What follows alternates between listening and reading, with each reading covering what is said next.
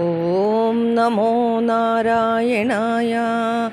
ఓం నమో భగవతే వాసుదేవాయ. ఆనందరూప భగవన్నయితేవతారే ప్రాప్తే ప్రదీప్త భవదంగ నిరీయమాణైః క్రాంతివ్రజైరివ ఘనాఘనమండలైర్ద్యాం ఆవృణ్వతి విరురుजे किल वर्षवेला आशासु शीतलतरासु पयोदतोयैः आशासिदाप्तिविवशेषु च सज्जनेषु नैषाकरोदयविधौ निशिमध्यमायां क्लेशापहस्त्रिजगदां त्वमिहाविरासीः नारायण नारायण नारायण नारायण नारायण नारायण नारायण नारायण नारायण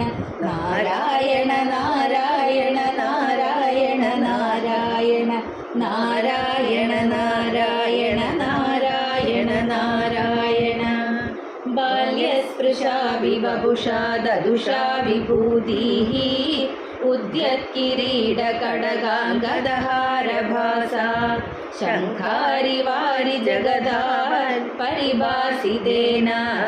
मेघासितेन परिलेसितसूदिगेः वक्षस्थली सुखनिलीनविलासि लक्ष्मी मन्दाक्षलक्षितकटाक्षविमोक्षभेदैः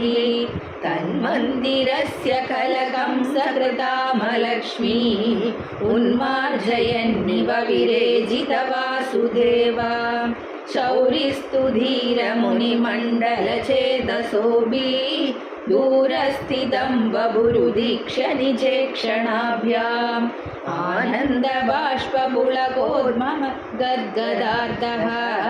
तुष्टावदृष्टिमकरन्दरसम्भवन्तम् देवि प्रसीद परपूरुषतापवल्ली निर्लूननिद्रदात्रसमनेत्रकलाविलासिन् केदानपाकुरु कृपा गुरुभिः कटाक्षैः इत्यादि तेन मुदितेन चिरं नुतो भूः मात्रा च नेत्रसलिलास्त्रितगात्रवल्या स्तोत्रैरभिष्टुतगुणः करुणालयस्त्वं प्राचीनजन्मयुगलं प्रतिबोध्यताभ्यां मातुर्गिराधरितमानुषबालवेषं त्वत्प्रेरितस्तदनु नन्दतनूजया ते व्यत्यासमार्जयितुं सहि शूरसूनुः त्वां हस्तयोरधृतचित्तविदाद्यमानैः अम्बोरुहस्तकलहंस किशोररम्यं जाता तदा पशुपसद्मनियोगनिद्रा निद्रा विमुद्रितमदाकृतपौरलोकं त्वत्प्रेरणात् किमिव चित्रमचेतनैर्यद् द्वारैः स्वयं व्यकटिसङ्घटितैः सुखाढं शेषेण भूरि फणवारिधवारिनाथ स्वैरं प्रदर्शितपदो मणिदीपितेन त्वां धारयन् सकलु धन्यतमप्रदस्ते